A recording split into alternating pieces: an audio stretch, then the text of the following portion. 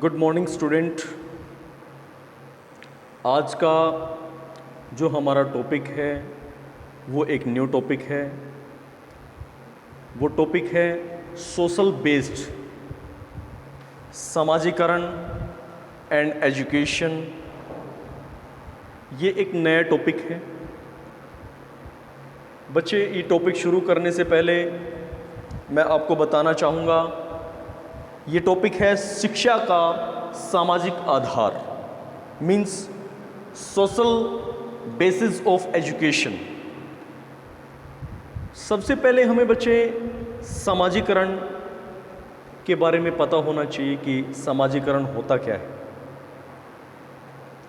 वैसे तो आप सभी समाज का ही हिस्सा हो, समाज से जुड़े हुए हो, सामाजिक गतिविधियों के बारे में आपको पता भी होगा, लेकिन फिर से हम इस टॉपिक पर चर्चा कर रहे हैं। बड़ा ही टचिंग टॉपिक है। सबसे पहले हमें पता होना चाहिए कि मीनिंग ऑफ सोशलाइजेशन मीन्स समाजीकरण का अर्थ क्या है। देखिए, समाजीकरण एक ऐसी प्रक्रिया है जिसमें समाज के लोगों का विकास और आदर्श परंपराएं टिकी हुई होती हैं। सामाजिक किस तरीके से समाज एक व्यक्ति को सामाजिक बनाने में सहयोग देता है, अपनी भूमिका निभाता है। समाजीकरण के माध्यम से हमें ये पता चलता है कि हमें दूसरों के साथ किस तरीके का व्यवहार करना है। समाजीकरण हमें केवल और केवल व्यवहार करना ही नहीं, हमें यह भी सिखाता है कि समाज में किस तरीके से रहना है, किस तरीके से अपना जीवन यापन करना है।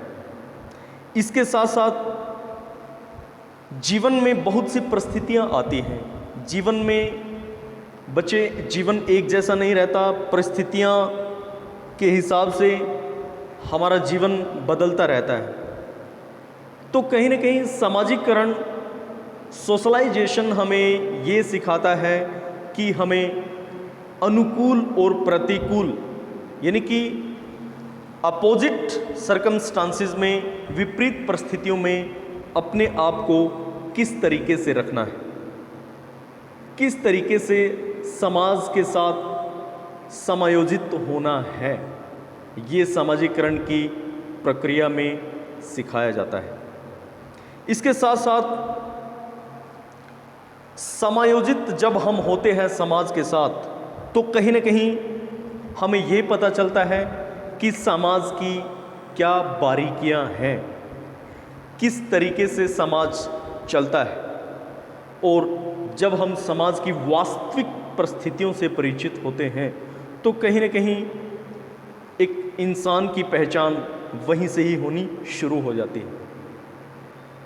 समाज के अंदर यदि हमें रहना है, यदि हमें समाज के साथ जुड़े रहना है, तो कहीं ना कहीं हमारे अंदर सामाजिक गुण होने चाहिए, सोशल मोरालिटी होनी चाहिए, सामाजिक मूल्यों की भी हमें पहचान होनी चाहिए।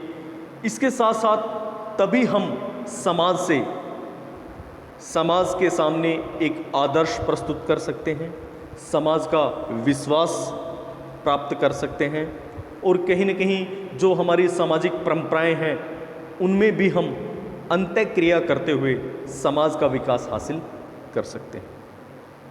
देखिए, जितना हम समाज के साथ अंतःक्रिया करेंगे, इंटरेक्शन करेंगे, जितना हम समाज से जुड़ेंगे, ठीक है ना, उतना ही मनुष्य सामाजिक बनता है। इसके साथ साथ उसको कहीं न कहीं समाज का ज्ञान प्राप्त होता है, और छोटे और बड़ों से किस तरीके से अंतःक्रिया करते हुए व्यवहार करना चाहिए, ये सब हम तब पता लगा सकते हैं जब हमारे अंदर सामाजिक गुण हो। तो बच्चे, इस तरीके से हमें एक एग्जाम्पल सेट करना पड़ता है सोसाइटी के सामने, समाज के सामने। इसके अंदर हमारे विचार, हमारा विश्वास, हमारी पहचान और हमारे जीवन के आदर्श महत्वपूर्ण भूमिका निभाते हैं। तो इस प्रकार हम ये कह सकते हैं कि समाज के साथ अंत्यक्रिया का होना, समाज के साथ मिलजुल के चलना, समाज के साथ जितना हम अंत्यकरण से चलेंगे तो उतना ही हमारे अंदर सोशल गुण आते चले जाएंगे और वहीं से ही सामाजिकरण की शुरुआत होती है। तो अगर देखा जाए तो जब सामाजिकरण की शुरुआत होगी तो तभी हम सामाजिक मूल्यों को जान सकेंगे, सामाजिक मूल्य हमारे अंदर आएंगे और हमारे अंदर सोशलाइजेशन के गुण भी आने शुरू हो जाएंगे और मनुष्य जीवन के साथ, समाज के साथ अंत्यक्रिया करते हुए सामाजिकरण की गतिविधियों से परिचित हो जाता है। इसके साथ साथ बच्चे कुछ डेफिनेशन भी दी हुई हैं, उनके बारे में भी हम डिस्कस करते हैं। सामाजिकरण की कुछ परिभाषाएं हैं। डेफिनेशन ऑफ सोशलाइजेशन, देखिए हार्वेस्टर महोदय क्या कहते हैं। हार्वेस्टर एक सामाजिकरण की गतिविधियों में महत्वपूर्ण विद्वान हुए हैं। उन्होंने क्या कहा है कि सामाजिकरण वह प्रक्रिया है जिसके द्वारा बच्चा समाज के नियमों के बारे में सीखता है और ये नियम उनके व्यक्तित्व या व्यक्ति का एक हिस्सा बनाते हैं और जीवन में सफलता की ओर लेके जाते हैं। देखिए सामाजिकरण में इन्होंने बहुत अच्छी परिभाषा यहाँ पे दी है कि एक बच्चे को क्या बनाना है, समाज के नियमों के बारे में बताना है। देखिए बच्चे, जब तक हमें समाज के नियमों के बारे में नहीं पता होगा तो हम सामाजिकरण की गतिविधियों को अच्छे से नहीं कर पाएंगे। तो हमें सामाजिक नियमों से तो परिचित होना पड़ेगा और तभी हम एक व्यक्ति अपने व्यक्तित्व का विकास करता है और विकास कर सकता है। नेक्स्ट जो विद्वान है वो है J.S. रॉस। J.S. रॉस महोदय क्या कहते हैं? सामाजिकरण के बारे में उनका विचार है, आपस में हम भावना का विकास और अपनी क्षमताओं के अनुसार वृद्धि और इकट्ठा कार्य करने की आदत क्या कहलाती है? सामाजिकरण। देखिए बच्चे, जब तक हमारे अंदर वी मीन्स हम की भावना नहीं होगी, मैं की भावना नहीं, आई की भावना नहीं, केवल मैं ही नहीं, नो, जब तक हमारे अंदर हम की भावना नहीं होगी तब तक हम सामाजिकरण की प्रक्रिया में पिछड़ते चले जाएंगे। तो हमारे अंदर J.S. रॉस क्या कहते हैं कि अगर हमें सामाजिकरण की गतिविधियों को सीखना है, सामाजिकरण के बारे में जानना है, तो हमारे अंदर हम के भाव होने चाहिए और इसके साथ साथ अपनी क्षमताओं के अनुसार वृद्धि करते हुए आगे बढ़ें। और किस तरीके से? इकट्ठा, गेट टुगेदर। जब तक हम इकट्ठा आगे नहीं बढ़ेंगे, जब तक हम समाज के अन्य लोगों के साथ नहीं चलेंगे तो हमारे अंदर सामाजिकरण के भाव नहीं आ सकते। क्योंकि एक व्यक्ति, अकेला व्यक्ति समाज का निर्माण नहीं करता जब तक समाज के अन्य लोग उसके साथ जुड़ते नहीं, सामाजिकरण की गतिविधि आगे बढ़ेगी नहीं। इसके बाद नेक्स्ट है बच्चे, सामाजिकरण की प्रक्रिया।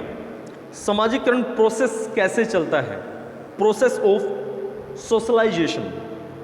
कैसे कैसे? बहुत से ऐसे फैक्ट्स हैं, बहुत सी ऐसी बातें हैं जो सामाजिकरण की प्रक्रिया में महत्वपूर्ण भूमिका निभाती हैं। सबसे पहले सामाजिकरण की भूमिका में हम पहला पॉइंट पढ़ेंगे, वो है बच्चे का पालन पोषण, चाइल्ड्स अपब्रिंगिंग। चाइल्ड्स अपब्रिंगिंग इसको बोला जाता है। मीन्स माता पिता अपने बच्चे का पालन पोषण किस तरह करते हैं, यह बच्चे में समाजीकरण करने में एक महत्वपूर्ण भूमिका निभाता है। प्रारंभिक अवस्था में, यानी कि अगर देखा जाए तो चाइल्डहुड स्टेज से ही, बाल्यकाल से ही एक ऐसा वातावरण बच्चे को देना चाहिए जो उसको अच्छे अनुभव के बारे में, अच्छे अनुभव की भावनाओं से विकसित करवाए। इसके साथ साथ उसके अंदर अच्छी भावना आए, तो कहीं न कहीं बच्चे का पालन पोषण अच्छे वातावरण में होना ज़रूरी है। उसके साथ साथ सही और उचित तरीके का पालन पोषण बच्चों के समाजीकरण के लिए बहुत ज़रूरी है। ये कहीं न कहीं समाजीकरण की एक प्रक्रिया है और समाजीकरण का पहला पॉइंट है कि किस प्रकार एक बालक के अंदर समाजीकरण के गुण आएंगे। तो बच्चे का पालन पोषण एक अच्छे वातावरण में होना चाहिए, तभी बच्चे के अंदर जो है समाजीकरण के गुण आ सकते हैं। उसके बाद नेक्स्ट है सामाजिक मार्गदर्शन, सोशल गाइडिंग। सोशल गाइडिंग का होना बहुत ज़रूरी है। जब तक हमारे अंदर सामाजिक मार्गदर्शन नहीं होगा, हमारे अंदर सामाजिकरण की भावना आ ही नहीं सकती। और हम वो कौन देते हैं, हमें सामाजिक मार्गदर्शक की पहचान कौन देंगे? उसमें बच्चे, हमारे परिवार, जो हमारा फैमिली है, वो कहीं ना कहीं हमें सामाजिक मार्गदर्शन दे सकता है। इसके बाद हमारे मित्र, हमारा जो फ्रेंड सर्कल है वो, और हमारे संबंधी जो हमारे साथ जुड़े हुए होते हैं, वो बच्चों को सामाजिक मार्गदर्शन के बारे में बता सकते हैं और कहीं न कहीं उनको निर्देशित भी कर सकते हैं। तो ये सामाजिक प्रक्रिया का एक महत्वपूर्ण बिंदु है। इसी से ही समाजीकरण के भाव आने शुरू हो जाएंगे। नेक्स्ट है समानुभूति, एम्पैथी। देखिए, समानुभूति की प्रक्रिया भी समाजीकरण में महत्वपूर्ण भूमिका निभाती है। देखिए, इसमें कहीं न कहीं बच्चे की क्या परिवार के साथ एक्सपेक्टेशन रहती है, बच्चे को परिवार में समान माहौल मिल रहा है या नहीं, ये कौन देगा? समान माहौल, समान वातावरण, ठीक है ना, ये माता पिता देंगे, या फिर हमारे फैमिली के जो मेंबर हैं, हमारी फैमिली के जो हमसे जुड़े हुए व्यक्ति हैं, वो हमें समानुभूति, एम्पैथी के भाव दे सकते हैं। तो ये देखना ज़रूरी है कि बच्चे अगर हों तो उनको समान अनुभूति के माध्यम से आगे बढ़ाया जाए, उनको समान अवसर दिए जाएं आगे बढ़ने के। और इसी तरीके से जब बच्चा ये चीज़ें महसूस करेगा तो वो समाज से जुड़ा रहेगा, ठीक है ना, और ये भावना हमारे अंदर प्रेम, स्नेह को और भी बढ़ाएगी, ठीक है ना, और ये कहीं ना कहीं अपने पराई की भी पहचान कराती है। तो समानुभूति भी महत्वपूर्ण भूमिका निभाती है समाजीकरण की प्रक्रिया में। माता पिता को चाहिए कि वो बच्चों के साथ समान भाव रखे, ताकि बच्चा आगे अपने जीवन में उन्नति और प्रगति कर सके और उसके अंदर सोशलाइजेशन के भाव आने शुरू हो जाए। नेक्स्ट बच्चे, नेक्स्ट क्या है? विचार, व्यूज़। देखिए, बच्चे के समाजीकरण में सामाजिक विचार भी प्रभाव डालते हैं। बच्चा वैसा ही व्यवहार करता है जैसे वह अपने आसपास के लोगों के व्यवहार को देखता है, तो उसी से ही उसके विचारों के अंदर परिवर्तन होता है, उसी से ही उसके विचारों के अंदर बदलाव आना शुरू होता है। तो कहीं न कहीं विचार अगर देखा जाए तो अच्छे होने चाहिए। यदि विचार अच्छे नहीं होंगे तो कहीं न कहीं सामाजीकरण के भाव हमारे अंदर नहीं आ पाएंगे। तो बच्चों को एक इस तरीके का वातावरण देना चाहिए जहाँ पर एक अच्छे विचार भाव के लोग रहते हों, और अच्छे विचार का होना समाजीकरण प्रक्रिया में बहुत ज़रूरी है। नेक्स्ट है बच्चे सहयोग, कोऑपरेशन। देखिए, समाज बच्चों को सामाजिक बनाता है, सोशल बनाता है।